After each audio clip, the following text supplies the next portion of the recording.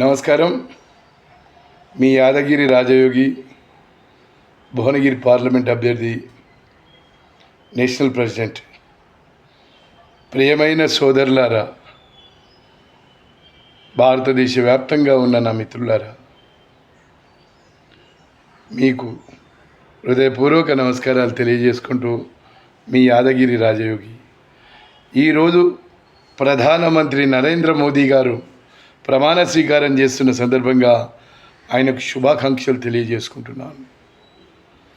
అయ్యా ప్రధానమంత్రి గారు, భారతదేశం మొత్తానికి చట్టంలో ఉన్నటువంటి లొసుగులను మార్చాలని చెప్పేసి మీకు తెలియజేసుకుంటున్నాను. రాజ్యాంగం 75 సంవత్సరాలకు రాసినటువంటి రాజ్యాంగాన్ని మార్చండి అని అంటే రిజర్వేషన్లు తీసేయండి అని కాదు. అందులో ఉన్నటువంటి లొసుగులు, అందులో ఉన్నటువంటి దొంగతనంగా పార్లమెంట్లో చేసినటువంటి కొన్ని చట్టాలను తీసేయాలని చెప్పేసి మీకు ఈ సందర్భంగా తెలియజేసుకుంటున్నాను. ముఖ్యంగా నేను ఈ మధ్యకాలంలో చూసినటువంటిది ఏంటంటే, ఈ మధ్య నేను భువనగిరి పార్లమెంట్ అభ్యర్థిగా పోటీ చేశాను. అందులోకి పోయినప్పుడు ఓటర్ ఐడి, ఆధార్ కార్డు అడిగి ముఖాన్ని చూసి అన్నిటిని చూసి ఓటేయమంటున్నాడు.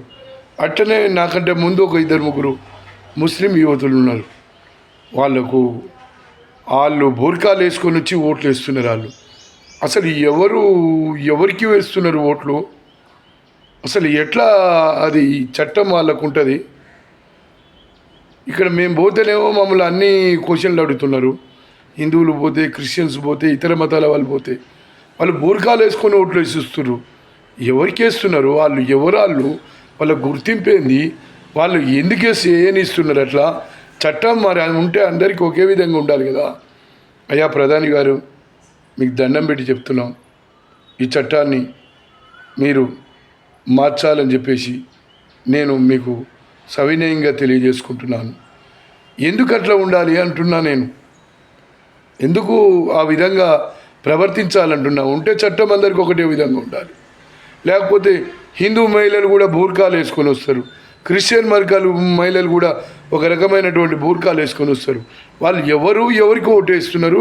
అసలు వాళ్ళేనా?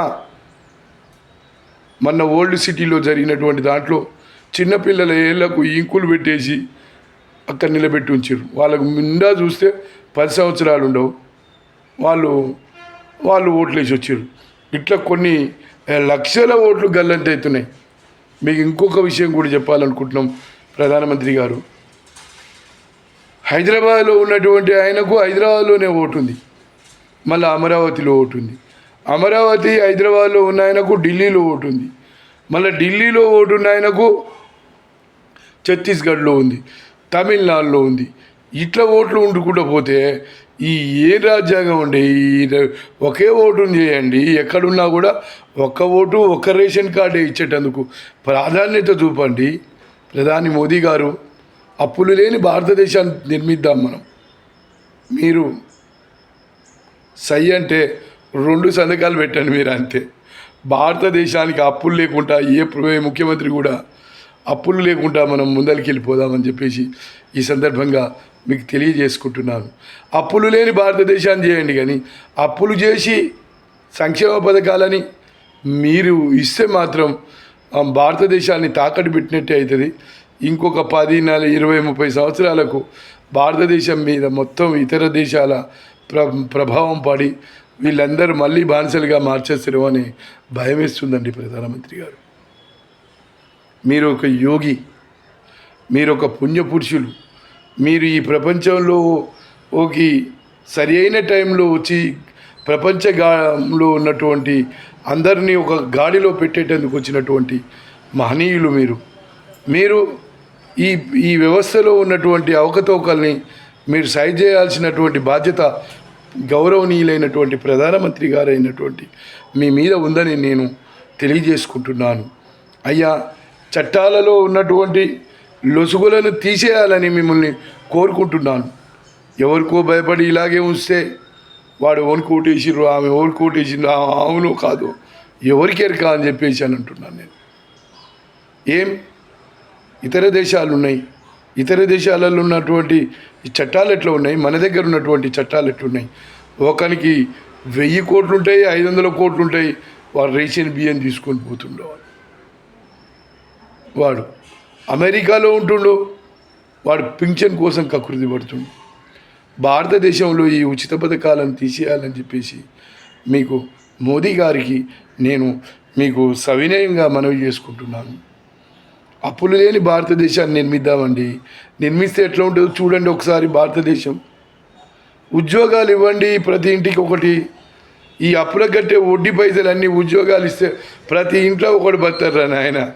మీరు కట్టే పైసలన్నిటికీ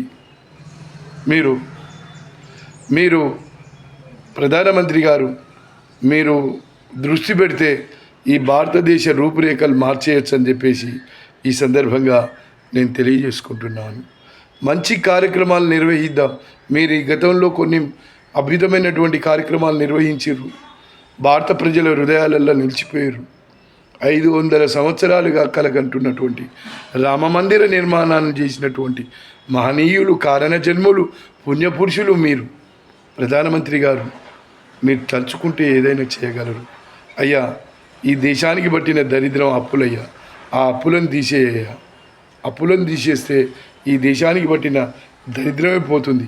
ఈ దేశంలో కొన్ని లక్షల కోట్ల రూపాయలు కొంతమంది ధనికుల ఇళ్ళల్లో మురుగుతున్నాయి. వాళ్ళు ఆ పెట్టెలు తీస్తలేరు, అవి అట్నే ఉంచుతుర్రు. పాపుల సొమ్ము రాళ్ల పాలు, రప్పల పాలు చెదలు పట్టిపోతాయి. వీడు పోయిన తర్వాత ఆ ధనరాశులన్నీ కూడా భూగర్భంలో కల్పితమైపోతాయి, కలిసిపోతాయి. మరి అలాంటప్పుడు మీరు చేసే పుణ్యకార్యాలు చేయండి రా బాబు. ఏముంటే ఏందిరా మా ఆయన మీకు కోటీశ్వర్లు అయినటువంటి వాళ్ళకు. నేను చాలామంది కోటీశ్వర్లను చూసిన దొంగ మాటలు మాట్లాడతారు, వాళ్ళు జూటా మాటలు మాట్లాడతారు. వాళ్ళు ఎదిగిర్రనే గర్వం, డబ్బు ఉందనే గర్వంతో ఉంటారు. ఒకడైతే ఈ మధ్య నేను ఒకసారి చూసిన, నేను ఎన్నికల్లోకి గెలవక ముందుకు వాడు అయ్యా అన్న అమ్మ అనేటోడు ఎన్నికల్లో గెలిచిన తర్వాత పొగరు పట్టిన ఆంబోతు కాక 2 కొమ్ములు వచ్చి పొడిచినట్టు పొడుస్తున్నాడు ప్రజల్ని. అది కాదు కావాల్సింది. నేను ఈ రాష్ట్రంలో ఉన్నటువంటి ఎమ్మెల్యేలను, ఎంపీలను ప్రతి ఒక్కరిని కూడా నేను చూస్తూనే ఉన్నా. ఒక్కొక్కరు 1000 కోట్లకు అధిపతులు. వీళ్ళు ఏం లేదని చెప్పేసి వీళ్ళు అఫిడవిట్లలో, వీళ్ళ యొక్క బయోడేటాలలో పెట్టి వీళ్ళు ప్రజల్ని మభ్యపరుస్తున్నారు. ఏమన్నంటే ప్రజల్ని బానిసలను చేసి పరిపాలిస్తున్నారు. అయ్యా మోదీ గారు మీరు కారణ జన్ములు. అప్పులు లేని భారతదేశాన్ని నిర్మిద్దాం. ఈ దేశంలో ప్రతి గ్రామానికి ఒక 1000 పళ్ళ చెట్లను ఇవ్వాలని చెప్పేసి మిమ్మల్ని డిమాండ్ చేస్తున్నానయ్యా. నేను ఎందుకు డిమాండ్ చేస్తున్నానంటే కరువు వస్తే ప్రజలు అయ్యో చచ్చిపోతారయ్యా. ఉన్నోడు కొనుక్కొని తింటాడు, కానీ లేనోడు ఒక పండు, ఒక తాటి ముంజో లేకపోతే తాటి పండు తిని బతికేటందుకు కూడా, కళ్ళు తాగి బతికేటందుకు కూడా లేకుండా చెట్లనన్నింటినీ కొట్టేస్తున్నారయ్యా. ప్రధానమంత్రి గారు చెట్లను కాపాడండి అయ్యా. మొత్తం చెట్లకు, అడవుల రక్షణకు మీ యొక్క కర్తవ్యాన్ని నిర్వహించండి అయ్యా. అయ్యా రేవంత్ రెడ్డి గారు మీకు నమస్కరించి నేను విన్నవించుకుంటున్నాను. మీరు ఒక మంచి కార్యక్రమానికి శ్రీకారం చుట్టండి. ప్రతి గ్రామానికి ఒక 1000 పళ్ళ చెట్లను ఇవ్వండి. 1000 పళ్ళ చెట్లను ఇవ్వండి. దారి వెంట మొత్తం మహావృక్షాలను పెంచండి. దారుల వెంట మహావృక్షాలను పెంచండి. మీకు అద్భుతమైనటువంటి పేరు వస్తుంది. ప్రతి గ్రామంలో మంచినీళ్ళు ఇవ్వండి. ఉచిత విద్య, ఉచిత వైద్యం ఇవ్వండి.